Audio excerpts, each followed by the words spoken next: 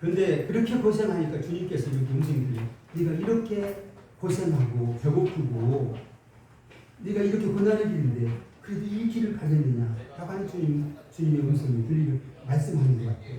주님, 저는 주님 때문에 행복합니다. 저는 하루를 살더라도 신학하다가 복음 전하다가 예수 믿다가 나는 죽는 것이 천국 가는 게 낫지. 세상에서 부경화를 위해서 뭐 출세하고 이런 거 원치 않습니다. 하나님. 하루를 살더라도 그런 마음으로 제가 하루하루 버티고 있어요. 버텼는데 버티다가 그때 병이 생기기 시작한 거예요. 폐결핵이 오더라고요. 너무 못 먹으니까. 저 고등학교 때 군 징병검사 받을 때에 각종을 맞았거든요. 그런데 신학을 하면서 너무 먹지 못하고 너무 고생하니까 폐결핵이 왔어요. 젊은 한참 혈기왕성한 청년이 그냥 서 있으면요, 그냥 지구가 땅이 막 빙빙 돌고요. 제가 몸이 땅 속으로 꺼져가는 것 같아요. 울면 꺼져. 저는 그때 생각하기를 먹지 못해서 이렇게 이런가 보다 이렇게 생각을 했거든요. 그런데 제가 약도 먹지 않고 하나님 앞에 그것을 알고 기도하고 폐결핵을 고침받았습니다. 아멘. 할렐루야. 아멘. 더 간증하고 싶은데 제가 이렇게 하나님 앞에 콜링 받았을 때 그렇게 콜링을 받았어요. 여러분, 우리가 주님 앞에 이 신학교 오늘 개강 예배잖아요. 우리가 주님 앞에 이렇게 콜링 부름을 받았을 때에 이 길을 아무리 내가 정말 주의 길을 가는 그 길이 아무리 가난해도 아무리 힘들고 어려워도 아무리 고난의 길이라 한다 할지라도 우리는 그 길이 좋아서 그 길이 행복해서 우리는 이 길을 가잖아요. 저는 그렇습니다. 그렇게 갔습니다. 할렐루야. 근데 하나님께 이렇게 많이 연단을 받고 고생을 하고 나니까요, 하나님께서 연단이 끝이 나가지고 그 후로는 연단을 잘 안 하더라고요. 그래서 하나님 엄청나게 복을 주셨어요. 제가 그렇게 군대를 가서 군대를 제가 이제 한 1학년을 마치고 군대를 가게 됐는데, 군대가 그때 가서 용산 훈련소 연무대 예비대대 거기서 폐결핵을 알았거든요. 그럼 제가 폐결핵에 걸려가지고 이제 만약에 군대를 가지 못하고 다시 돌아오게 되면은 저는 그와 같이 갈 데가 없는 거예요. 1년은 어떻게 버텼지만은 다시 집에 돌아갈 수도 갈 데가 없는 겁니다. 그래가지고 하나님 앞에 다른 애들은 같이 이렇게 군대 징병받아서 훈련소로 좀 갔는데 저는 예비 대대에 있어서 남아가지고 더 정밀 진찰을 받게 된 겁니다. 그때야 제가 폐결핵인 줄 알고 하나님 앞에 눈물로 기도했어요. 하나님, 저 다시 돌아가게 되면요, 갈 게 없어요. 먹을 거 없어요. 저 먹고 자고 할 수 있는, 저는 군대 가야 됩니다. 하나님, 저는 군대 먹고 자고 할 수 있기 때문에 하나님 저 나와가지고 군대 갈 수 있도록 훈련소에 입소할 수 있도록 해달라고 그렇게 눈물로 간절하게 기도했어요. 더 크게 사진을 찍고 나서 제가 고침받아는 것을 알았습니다. 할렐루야. 좀 약도 안 먹고요. 제가 제일 아팠을 때에 그 신학교 1학년 때에 그렇게 내 몸이 뭐 강의를 들을 수도 없었어요. 어지러워가지고. 저는 밥을 굶었기 때문에 너무 고생했기 때문에 그런 줄 알았지 제가 폐결핵인지는 알지 못했거든요. 이렇게 제가 하나님 앞에 주의 종으로 이렇게 신학교에 부름받았을 때 이렇게 시작했습니다. 그리고 나가지고 제대하고 나가지고 개척을 하게 됩니다. 개척을 해서 결혼도 하기 전에 청각이 개척했으니까 이것은 무모한 짓이죠. 열정만 있고 뭐 신학 한 것도 아니고 목사도 아니고. 근데 그때는 전도사로 개척했어요. 저 총각으로 개척해가지고 제가 해서 우리 집사람이 아내가 서울에서부터 저에게 이렇게 결혼해서 살게 되었습니다. 그래서 아들딸 낳고 10년을 제가 경상도에서 목회하고 또 10년은 서울에서 목회를 했는데요.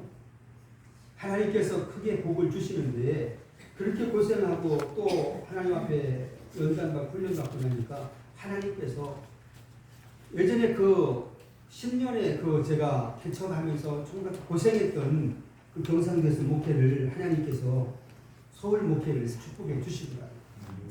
하나님 서울 목회를 주시고 서울에서 목회할 때도 역시 마찬가지예요. 제가 목회자가 돼가지고 목회하면서 서울에서 목회를 하게 되는데 어느 교회를 조그마한 교회를 맡았는데 교회를 건축을 앞두고 제가 365일을 제가 그렇게 뜨겁게 기도를 했어요. 매일 겟세마네 기도회라고 제가 주님밖에 의지할 게 없더라고요. 그래서 365일을 매일 기도를 했습니다. 우리 교회들 기도회를 하고 제가 강사가 돼가지고 매일 기도하고 또 성전 건축을 하게 되는데 하나님이 기적과 같이 자기 집을 받아서 1억씩 내고 이런 분들이 있어서 교회를 건축하게 되었습니다. 그리고 건축하고 그 건축해서 교회가 이렇게 성장하고 건축해서 서울에서 건축했으니까요. 제 노예에서 저를 목회에 성공했다고 할 정도로 개척교회에서 성공했다고 할 정도로 우리 교회 노예에서 정말 어르신들이라든지 많은 목사님들이 저를 참 귀하게 여겼습니다. 근데 제가 이렇게 목회하다가 제가 미국에 가게 되는데 미국에 제가 원해서 간 게 아니거든요.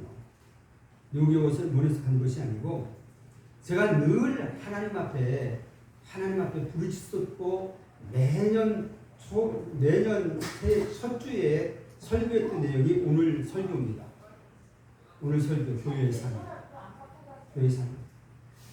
제가 목회자가 돼가지고 한 10년쯤 목회하고 나가지고 목회가 뭔가 교회가 어떻게 해야만 하나님 기뻐하는 교회가 되고 내가 해야 될 사명이 뭔가 이것을 위해서 언젠가 기도하다가 저의 나름대로 제 인생의 목회 철학이 목회 비전을 갖게 되었습니다. 제일 처음으로 제가 갖게 되었는데 그때 이 말씀이요 저에게 얼마나 뜨겁게 왔느냐면은 하나님 앞에 이 말씀을 통하여서 제가 한국교회 복음화와 세계 선교를 위해서 하나님 주신 사명이라 생각하고 이것이 한국교회에 필요하다라고 부르짖던 말씀이었습니다. 그것이 오늘 교회의 사명입니다. 예수님은 우리의 죄와 사망 권세를 이기고 부활하셨습니다. 예수님의 부활은 우리에게 부활의 소망을 주셨고 부활하신 주님께서 피로 값주시고 예수님께서는 주님의 몸된 교회를 세워주셨습니다. 그래서 예수님의 가장 큰 관심은 교회예요. 예수님은 제일 사랑하는 것이 세상의 어떤 것보다도 하나님은 교회를 사랑하는 줄 믿습니다. 예수님이 교회를 제일로 사랑합니다.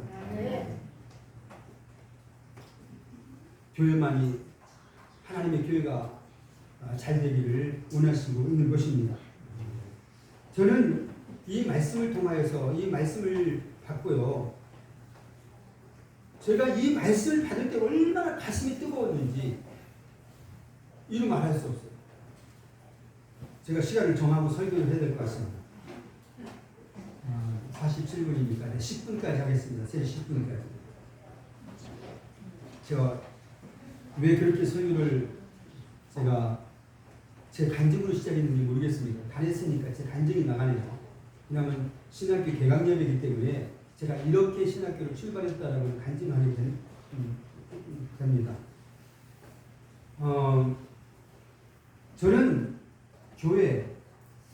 이 교회를 보면서 주님이 가장 사랑하고 교회가 잘 되기를 원하고 하나님께서 교회를 통해서 하나님의 나라가 확장되기를 원하는데 피로 값주고 자기 생명까지도 바쳐서 산 교회가 교회 때문에 예수님이 울고 계시는 것을 마음 아파하는 것을 깨닫게 되었습니다. 깨닫게 되었어요. 하나님, 교회의 사명이 교회가 해야 될 일이 무엇입니까? 라고 기도했을 때에 저는 성경에서 이 교회의 사명을 찾게 되었습니다. 저는 첫 번째로 교회는 부르심의 사명을 가져야 돼요. 부르심의 사명. 콜링이죠. 개인적으로도 하나님 앞에 하나님께서 우리를 하나님 부르셨기 때문에 오늘 나와 여러분은 주의 종이 되었고 또한 우리가 이렇게 신학을 공부할 수 있는 선지선구가 되는 것이죠. 하나님 앞에 부르심을 받았기 때문에 하나님이 불러주시지 않고 콜링 받지 않았는데 이 일 하는 사람들은요 자기도 힘들고 죽게 되고 남도 죽이는 거예요. 그러나 하나님이 나를 콜링하고 하나님이 주신 사명이 있는 사람이면요 이 길이 아무리 가난해도 이 가는 길이 이 주의 길을 가는 길이 배고프고 힘들고 어렵고 환난과 핍박이 있어도 이 길이 행복한 거예요. 네. 주의 길이 기쁜 겁니다. 아멘. 우리 여러분 한 사람도 여러분은 하나님 앞에서 하나님이 불러주셨기 때문에 이 자리에 있는 줄 믿습니다. 아멘. 하나님이 나를 부르셨다는 거예요. 그 성경에 보게 되면 하나님은요 내가 하나님 앞에 찾아가는 것이 아니라 내가 하나님을 뭐 하겠다라고 하는 것이 아니라 하나님이 나를 불러주셨더라고요. 하나님이 나를 선택하셨더라고요. 여러분 성경에 보게 되게 되면은 이것이 하나님의 부르심이 하나님의 뜻이고 하나님 예수님의 사역이었습니다. 성경에서 여러분 창세기에 보면 타락한 아담이 하나님을 먼저 찾아가는 것이 아니잖아요. 하나님 내 잘못했습니다. 하나님 내가 하나님 말씀을 깜빡이 잊고 내가 하나님 그 말씀을 어기고 내가 선악과를 안 보십니다. 불순종했습니다. 용서해 주십시오. 하나님 찾아가는 것이 아니잖아요. 회개하는 것이 아니잖아요. 그는 낯을 피하고 하나님 앞에 숨었잖아요. 그런데 하나님께서는 그 하나님은 사랑이 많으신 하나님은 아담을 찾아가 주셨습니다. 하나님을 배반하고 하나님처럼 되려고 한 그 아담을 자기 형상으로 귀하게 만든 그 아담을 버릴 수도 있었음에도 불구하고 하나님은 아담아 찾아와 주시잖아요. 할렐루야.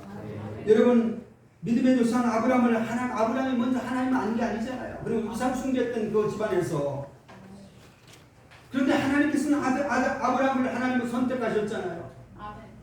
그래서 하나님은 아브라함을 콜링하여서 하나님은 그 고향을 떠나가게 만들고 창세기 12장에서부터 아브라함을 하나님이 선택하고 부르셨습니다.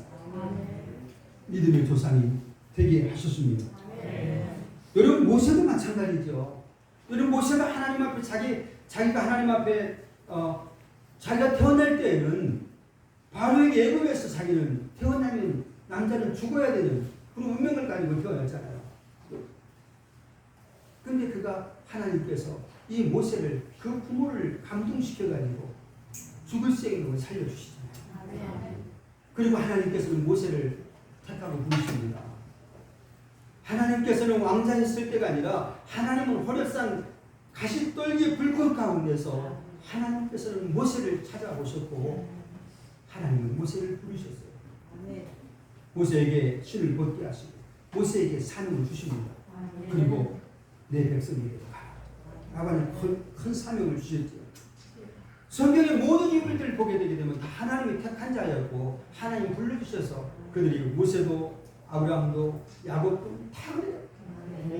바로 여러분 나와 여러분도 그렇게 하나님이 택하여 주셨고 불러주신 것입니다. 할렐루야.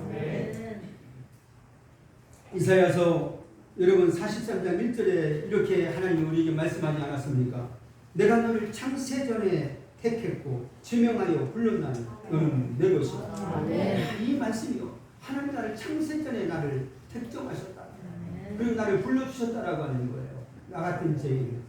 만약에 하나님이 나를 택정해 주시지 아니하고 하나님이 나를 아브라함처럼 하나님 모세처럼 하나님 나 같은 죄인도 하나님 불러주지 않았다고 한다면 오늘 여러분이 어떻게 예수를 믿을 수 있었겠습니까?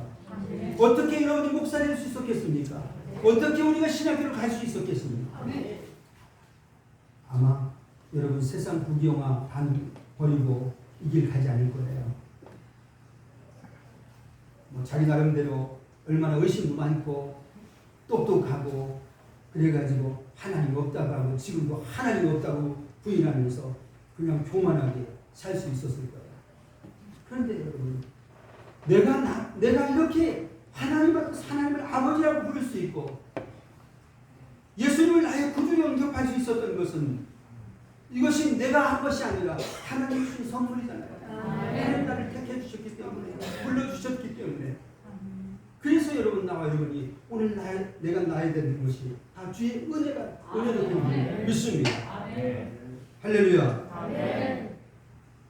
예수님께서도 이 땅에 오셔서 예수님께서도 제자들을 부르셨고 먼저 제자들을 부르세요. 교회를 세운 게 아닙니다. 다른 일 할 때 먼저 제자를 부르셨어요. 12 제자들을 부르십니다. 똑똑하고 잘난 제자를 부르지 않았어요. 어떤 때는 가난하고 배우지 못하고 무식했던 그런 제자들을 주님은 찾아가셔서 나를 따라오너라. 저는요 그 제자들을 베드로를 부르시고 마태를 부르시고 그 주님께서 나도 그 반열 속에 들어갔다라고 하는 것이 얼마나 기쁘고 행복한지. 할렐루야. 아멘. 바로 예수님께서도 예수님의 사역도 부르심의 사역이었습니다. 부르심의 사역이었어요. 오늘 바로 이렇게 부르심은 하나님이 하셨던 일이었고 예수님의 사역이었습니다. 이 부르심의 사역이 오늘 교회의 사역이 되어야 돼요. 그래서 교회가 세워진 존재는 하나님께서 하셨던 그 일을 예수님이 하시려고 했던 그 일, 바로 부르는 일. 우리는 죄인들을 부르고 정말 그 탕자와 같은 자를 부르고 교회는 그들을 부르기 위해서 교회가 세워진 줄 믿습니다. 오늘 여러분이 이것이 교회의 첫 번째 사명이어야 될 것이라고 생각합니다. 여러분 부르심에 감당하게 될 때에 하나님의 나라는 확장되게 될 것입니다. 하나님이 얼마나 많은 주관의 영혼들을 구원할 수 있겠습니까? 오늘 부르심에 합당한 귀한 사명을 감당하는 여러분 될 수 있기를 원합니다. 그래서 제가 이 말씀 때문에요. 우리 교인들에게 제가 부르심 하나님 여러분 부르셨는데 하나님 얼마나 큰 은혜냐. 제가 하나님 앞에 그래서 정말 내가 하나님 앞에 이렇게 부르심을 받고 주의 종이 되어서 이 길을 왔던 것이 정말 행복했습니다. 저는 하루를 예수 믿고 하루를 예수 믿고 내가 복음을 전하다가 신학하다가 죽어도 저는 행복했다는 거예요. 하루 살다 정말 예수에 미쳤어요. 예수 때문에 행복했어요. 두 번째는 기르심의 사명입니다. 기르심. 제가요 세 가지인데 첫 번째는 부르심이고 두 번째는 기르심이고 세 번째는 보내심이에요. 제가 35년 전에 처음으로 그때는 그런 용어들 그런 말들이 없었어요. 제가 성경에서 가장 우리나라 우리 언어적인 것을 생각해 볼 때에 부르심 너무나 우리 한국적인 이름이다. 이게 성경의 콜링이다. 그리고 부르심 그리고 보내심 이런 단어를 이런 용어를 제가 제일 먼저 썼어요. 근데 지금 보니까 신학교도 많은 그 선교단체도 이런 용어들을 많이 쓰더라고요. 근데 제가 먼저 35년 전에는 이런 말을 쓰는 사람들이 별로 없었어요. 저는 첫 번째 부르심은 모든 교회들이 다 잘합니다. 전도를 하게 되고 교회 성장을 위해 전도를 하게 되고 두 번째는 기르심이에요. 하나님께서는 이스라엘을 양육하셨다고 그랬어요. 예수님께서도 제자들을 양육하셨습니다. 하나님께서는 자녀들을 양육하기 위해서 하나님이 그 성전을 그리고 성막을 그리고 교회를 하나님께서 우리에게 주신 줄 믿습니다. 여러분 하나님께서는 어린아이와 같은 자를 양육해서 장성한 분량에 이르게 하는 것이 아버지의 뜻이고 아버지가 원하는 것이잖아요. 우리가 아무리 나이가 많이 먹고 우리가 어린이라고 한다고 할지라도 우리가 하나님의 자녀가 되었을 때는 어린아이와 같잖아요. 갓 태어난 어린아이와 같아가지고 아무것도 알지 못하잖아요. 그래서 어떤 때는 아들이 예수를 먼저 믿고 그가 장성한 아버지보다도 더 영적으로는 더 어른일 수가 있고 그 아버지는 어린아이와 같은 잘 수 있는 것입니다. 그래서 아버지의 뜻은 교회가 이렇게 어린아이 같은 그 전도에 와서 부름을 불러서 전도에 온 자를 양육하는 것이 교회의 사명이라고 생각합니다. 오늘 우리는 이 일을 위하여 양육해야 돼요. 근데 여러분, 양육이라고 하는 것은요, 제자 양육이라고 하는 것은 티칭, 가르침하고 달라요. 교회는 가르치는 것이 아닙니다.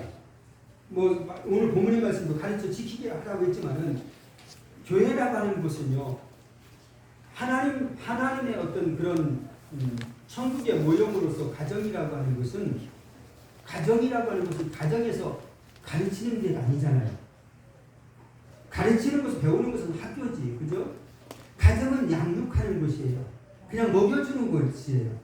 그래서 가정에서는 부모를 통해서 양육을 받게 되는데, 지식을 가르침을 받는 것이 아니라 부모로부터 인격을 양육받게 되는 인격과 그리고 모든 자기 어떤 부모의 어떤 습관까지도 인격과 이 모든 것들을 양육을 받아가지고 몸도 자랄 뿐만 아니라 그의 지정의적으로 인격적으로 이렇게 성장하게 되는 것이죠.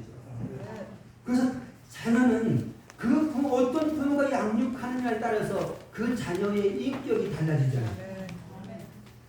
네? 그 부모의 그 자녀잖아요. 그 부모의 자녀잖아요. 부모가 어떻게 양육했느냐에 따라서 자녀가 양육되는 거예요. 그래서 저는 목사는 영적 아버지와 같은 양육하는 것이지 선생이 아닙니다. 선생이 아닙니다. 고린도서 4장 5절에 보면 이렇게 말씀하고 있습니다. 그리스도 안에서 일만 스승이 있으되 아비는 많지 아니하니 그러므로 그리스도 예수 안에서 복음으로써 너희를 낳았습니다. 여러분, 교회가 일만 스승이, 목사가 일만 스승이 되는 그런 교회가 목사가 되면 안 되는 거예요. 우리 주님께서도 선생이 되지 말라고 그러잖아요. 일만 스승이 있어서 가르치고 이렇게 하는 것이 아니라 아비가 되라고 했잖아요. 그런데 오늘 고린도전서 4장 5절 말씀에 보게 되면은 일만 스승은 있는데, 일만 목사는 있는데 아비는 없다라고 하는 거예요. 교회가 아비가 있어야 돼요. 영적 아버지가 있어야 되고 영적 어머니가 있어야 돼요. 바로 교회는 가정과 같은 것입니다. 가정처럼 말이에요. 그래서 아버지를, 어머니를 닮는 거예요. 아버지 먹는 습관도 다르게 되고요. 행동도 닮게 되고요. 그냥 붕어빵처럼 닮지 않아요. 닮는 거예요. 가르쳐주지 않는데 모든 것을 먹는 그 식생활, 그 어떤 식성까지도 담고요. 성격도 담고요. 생각도 같고요. 부모 닮아요. 부모 닮아요. 그래서 여러분, 그 자식은 여러분이 자식을 보면서 여러분이 그 자식을 보면서 우리는 해야 될 때가 많습니다. 자식은 부모의 거울이에요. 거울이에요. 내 자식에게 믿음으로 양육하지 못했구나. 잘못 양육했기 때문에 그렇습니다.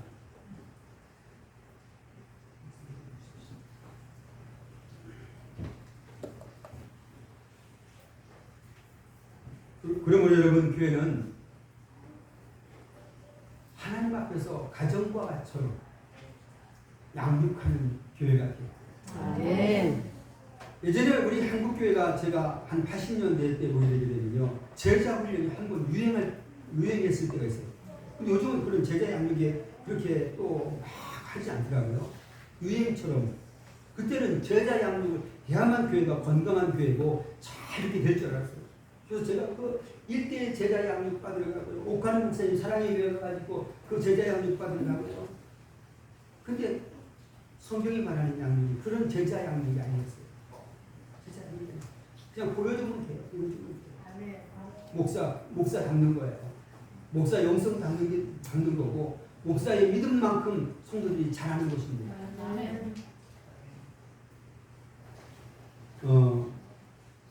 정확한 이론은 아니지만 선배 목사님들께서 목양의 가장 건강한 목양의 수는 200명 성도라고 말하더라고요. 200명 성도. 양이 목자를 알고 목자가 양의 이름을 다 알 수 있는 200명. 그리고 가장 건강한 가정과 같은 하나님이 기뻐하는 그런 목양의 수가 아닌가. 근데 지금 200명, 300명 되는 교회는 큰 교회 여기지 않잖아요. 명함도 못 내놓잖아요. 언제부턴가 교회가 성장하기 시작하게 되는데요. 교회가 이제는 1000명대 교회가 이제 10,000명 교회도 이제는 대형교회라고 말하지 않고 이제는 10만 명, 20만 명 막 이런 교회잖아요. 저는 그런 교회를 한 번도 불러해 본 적이 없습니다. 저는 그런 교회를 보면서 너무너무 주님의 마음으로 그런 교회를 볼 때에 눈물나게 가슴이 아프더라고요. 왜냐하면은 제가 5만 성도라고 했을 때 여의도 순복음교회가 지금 은혜 받으러 금요일 예배 갔다고 그랬잖아요. 근데 어느 날 여의도 순복음교회가 50만 성도가 넘더라고요. 각 성전, 지성전이 생겨지더라고요. 여러분, 지성전을 왜 세웁니까? 그래서 인터넷에 그 영상으로 예배를 드리잖아요. 저게 아닌데, 저 교회가 아닌데. 이미 우리나라의 가장 훌륭한 우리 조영희 목사님 이제 하늘나라 가셨지만 저는 계실 때도 저는 그렇게 가슴 아파했던 사람입니다. 저건 아닌데. 저 하나님 기뻐하지 않는데.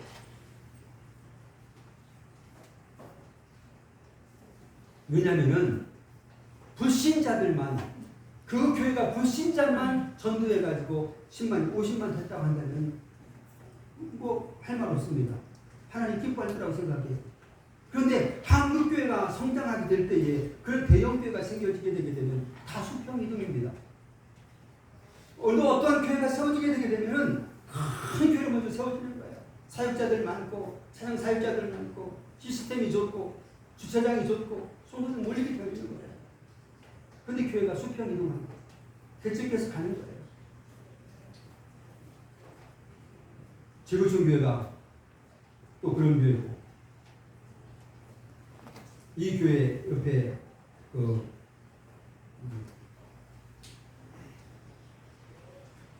좀 더 하면 두레교회라고 있죠.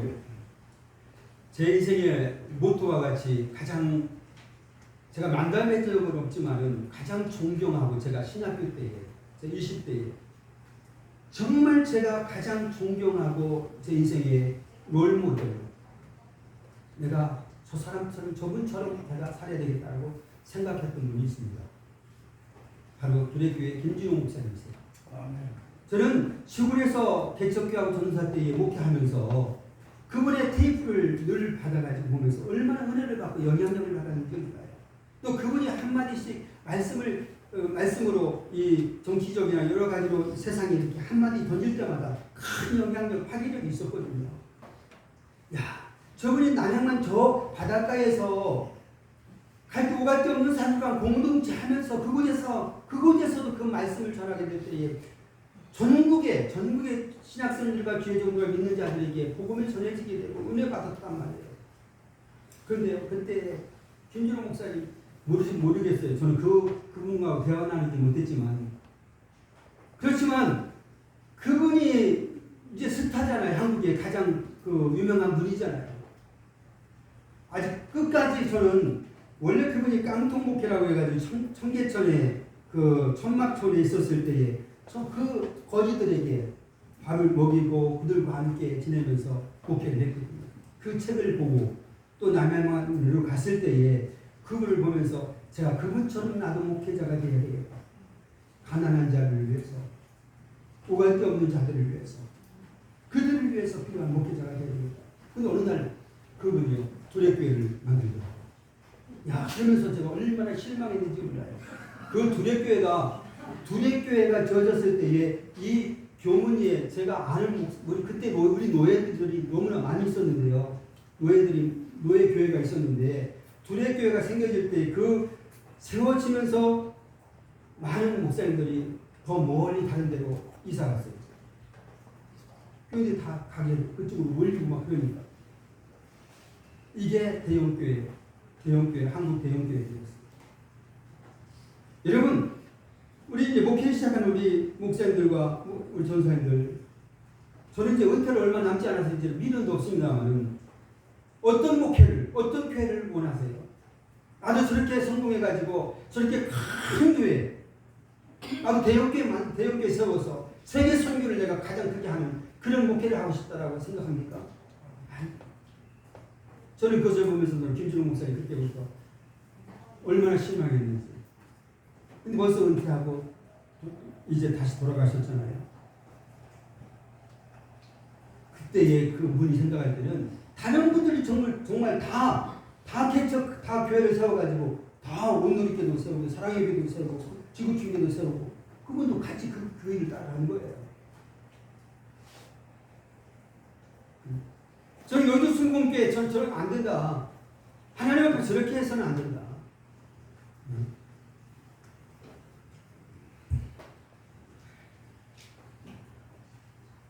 시간이 없기 때문에 제가 세 번째로 넘어가도록 하겠습니다. 마지막에는 보내심에 너희는 가서, 주님의 지상 명령이잖아요. 유언과 같은 말씀이잖아요. 하나님은 독생자 예수님을, 그 아들을 우리를 위해서 이 세상에 보내주셨잖아요. 하나님 먼저 보내주신 거예요. 보내심. 할렐루야. 네. 하나님이 우리가 먼저 가라고 하는 것이 아니라 하나님이 먼저 보내셨어요. 누구를요? 자신이 먼저 온 거예요. 독생자 아들 예수를 우리를 위해서, 나를 살리려고, 나 같은 죄인을 살리려고 하나님 먼저 예수님을 자기 아들을 보내주셨잖아요. 그 하나님께서 바로 그 예수님이 오늘 우리에게 명령하기를 너희는 가라고 말씀하고 있는 것입니다. 그러므로 하나님도 예수님을 보내셨고 예수님께서도 제자들을 부르시고 양육해가지고 그들을 있는 것이 아니라 그들을 둘씩 12제자를 70의 제자를 파송했잖아요. 둘씩 파송했잖아요. 가서 복음을 전하라. 바로 예수님의 목회는 많은 사람을 불러 모으거나 더 예루살렘 성전을 더 크게 짓지 않았다라고 하는 것입니다. 예수님이 할 수 없어서 못했겠습니까? 예수님이 광야에서 예수님이 한 번 설교할 때에 얼마나 많은 사람들이 몰려와요. 예수님이 설교할 때, 광야에서 설교하게 될 때에 5명의 기적이 일어나게 될 때에 여자와 어린아이 빼고 남자만 장정만 5,000명이 먹었으니까 여자와 어린아이까지 합치게 되면 10만 명이라고 하잖아요. 그런 교회를 지금 같으면 짓지 않겠습니까? 예수님이 사역이 우리의 사역이고 예수님의 목회가 우리의 목회인 줄 믿습니다. 예수님이 큰 교회를 졌다가 한다면 우리도 큰 교회를 져야 되고 그렇게 해야 돼요. 예수님 그렇게 하지 않고요. 양육하게 되고 보냈다라고 하는 것. 이것이 예수님의 뜻이었어요. 너희는 가서 이것이 예수님의 명령이었고 성령이 오신 이유가 뭐예요? 사도행전 1장 8절에 성령이 너희에게 임하시면 권능을 받고 예루살렘과 유대와 사마리아 땅 끝까지 이르러 너희가 내 증인 가라고 말씀하고 있지 않습니까? 성령을 받게 되게 되면은 내가 은사를 내가 뭐냐면 불러 하고 막 이렇게 내 교회 부흥시키고 이런 것이 아니라는 것이죠. 성령이 온 증거는 우리가 가기 위해서 복음을 전하러 가기 위해서 떠나기 위해서 성령의 권능을 주신 것이죠. 할렐루야. 바로 여러분 보내심은 예수님의 지상 명령이며 교회 성도의 대사명이었습니다. 보내는 곳까지 가야 합니다. 선교사를 파송하고 후원하는 보내는 교회가 선교하는 교회가 아니에요. 너희는 가서라고 하는 것은 선교사님만을 말하는 것이 아니고 너희라고 하는 것은 너희는 바로 모든 성도들 예수 믿고 세례받고 예수를 구주 영접하고 세례받고 그리고 성령을 받았으면은 너희는 너희는 가라고 하는 것입니다. 여러분 교회에서 가라는 교회가 어디 있겠습니까? 교회는요 물이 흐르듯이 흘러가야 돼요. 물이 흐르다가 고여있게 되게 되면요 물이 썩습니다. 물이 흐르듯이 교회는 흘러가야 돼요. 그 뒷문을 열어야 돼요. 그래야 건강한 교회가 될 수가 있습니다. 예를 들어서 제가 이스라엘을 4번 성지순례 갔는데 이스라엘 가게 되면 요단강 저 헐문 산부터 내려오는 그 물줄기도 여러분 성지순례 가서 가봤죠. 그 수원지 요단강이 흐르게 되고 그리고 갈릴리에 오잖아요. 이 갈릴리 베드로가 고기를 잡던 그것. 고기가 얼마나 많았습니까? 살아있는 그런 갈릴리 바다였잖아요. 근데 그 갈릴리 바다 또 내려가게 되면 저 사해바다, 저 남쪽에 사해바다가 있습니다. 근데 사해바다는 고기가 한 마리도 없어요. 사해라고 하는 것은 한문으로 죽은 바다잖아요. 죽음의 바다. 죽음의 바다. 거기는 여러분도 다 알다시피 너무너무 작아지고 고기 한 마리도 살 수 없는, 생명이 살 수 없는. 근데 그 사해바다의 특징은 요단 이 갈릴리 바다는 위에서 두를 만큼 밑으로 내보내는데 사해바다는 두르긴 두르는데 나가는 데가 없잖아요. 나가는 데가 없잖아요. 교회가 어떤 교회는 갈릴리 바다 같은 교회가 있고 어떤 교회는 사해바다와 같은 교회가 있는 것입니다. 할렐루야. 그래서 여러분 조그만하게 10분까지 하려고 했는데 이걸 마무리해야 될 것 같아가지고요. 이 갈릴리 바다와 같은 교회가 되어야만 됩니다. 갈릴리 바다와 같은 목회가 해야만 됩니다. 저는요 교회 목회를 아까 말했던 것처럼 교회 가장 건강한 교회 성도의 수를 300명으로 봐요.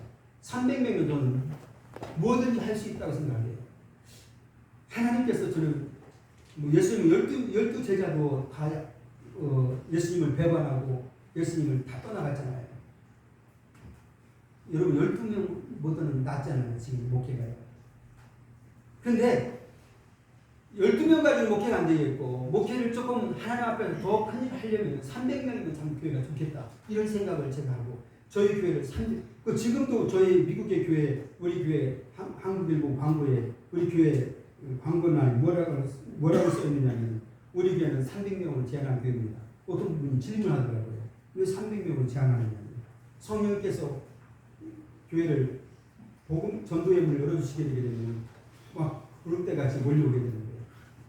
근데요 300명 목회자가 300명은요 1년에 한 번씩이라도 성도의 집을 다 신방하시고 할 말이 너무 많아가지고 성공교회 이영훈 목사님이 워싱턴에 왔습니다. 그래서 도산기도를 했는데 제가 초청을 받아갔어요. 그때 마침 우리 처형이 신촌에 사는데 지역장도 하면서 아주 열심히 순복음판 우리 처형이 왔어요. 권사님이신데 조영기 목사님 계실 때에 그 과외 그렇게 담당하는 그 정도 열심히 했었다고 그래요. 그렇게 열심히 한 권사님이면은 이영훈 목사님이 오셔가지고 자기 권사 알아봐야 되겠어요? 못 알아봐야 되겠어요? 거기는 목사님들 모였는데 그 권사님을 우리 처형님을 당신 교회에 당회장 목사님 모셨으니까 함께 가자고 조찬 기도회 그 제가 모시고 갔어요. 그 좀 조찬 기도하고 이제 인사하고 사진을 찍는데 제가 권사님 모시고 가지고 목사님 우리 이 권사님 목사님 교회 권사님입니다. 몰라봤어요. 이름 다 모르잖아요. 자기 양을 모르잖아요. 이게 현실이에요. 교회가 어디 기업입니까? 조직적으로 그렇게 전도사를 부목사를 100명씩 줘가지고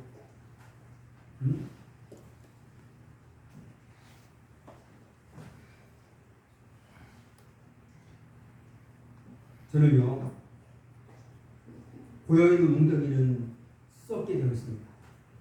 물은 흐려야 살아있는 물이듯이 교회는 흘러가야 돼. 물을 흐르듯이 교회는 두른 만큼 나가야 돼. 옛날에 교회 성장 연구소에 명박 박사님께서 뒷문을 막아라고 하는 책이 있었어요. 교회 성장 시리즈에. 아니 무슨 이따위 책이 있느냐고 그래요. 그분의 조서를 내가 해서 미안하지만 뒷문을 열어야지. 뒷문을 교회는 닫으면 안 돼요. 내 교회만 성장시켜가지고 다른 교회는 지금 자립하지 못하고 교회가 개척교회가 힘들고 교회가 5,000교회가 문을 닫았다고 하잖아요. 이런데 내 교회만 성장이 되겠습니까? 그래서 저는 그래요. 이 300명 가지고 300명이지만은 여러분 난 우리 강 목사님 300명 가지고 우리 젊은 우리 목사님들이 앞으로 300명 목사님 목회하는 목사가 돼가지고 여러분이 교회에서 파송하는 자는요 훈련돼가지고 11조하고 줄선수하고 일꾼다운 11조 물질 생활도 많이 하고 꼭 필요한 사람이지만 아깝지만은 그들을 선교사처럼 파송패를 해가지고 파송 예배도 보내는 거예요. 어디로?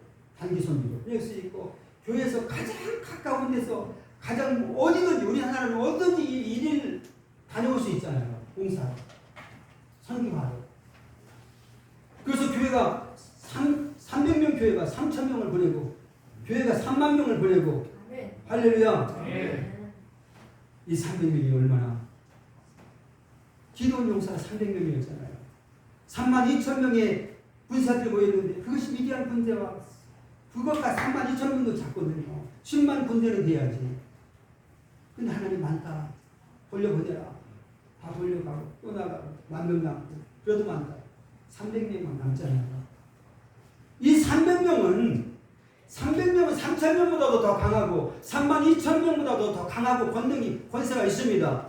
승리할 수가 있습니다. 교회가 32,000명보다도 300명 교회 가지고 32,000명보다도 성도가 있는 큰 대형 교회보다도 더 크게 할 수 있으면 되지 않겠습니까? 흩어져 있는 교회들이 또 얼마나 많은 사람을 교회를 살리게 되고 그래서 그래야만 한국교회가 복음화되고 세계 선교가 이루어지게 될 줄 믿습니다. 우리 지설예비 그런 사명을 가졌으면 좋겠어요. 내 교회만을 위해서가 아니라 내 교회가 흩어져서 더 많은 교회를 살릴 수만 있다면 우리 교인들한테 그래요. 그래서 제가 우리 성도한테 매년 내가 부딪히는 것이 우리는 가야 된다. 그럼 가야 된다. 갔다가요 영원히 안 와도 좋고 이제는 한 2년 3년 있다가 지칠 수 있잖아요. 그럼 다시 돌아오면 돼요. 장로 시무장로도 돌아오는 거예요. 그럼 교회 밑에가 다시 오게 되는 거죠. 교회 한쪽에는 몇월 며칠 누가 파송했다면 파송자 연단이 저 벽돌처럼 파송자 연단이 그들을 위해서 기도하고 그래서 다시 컴백해가지고 또 때가 되면 또 나가고 이런 교회가 되면 얼마나 좋을까.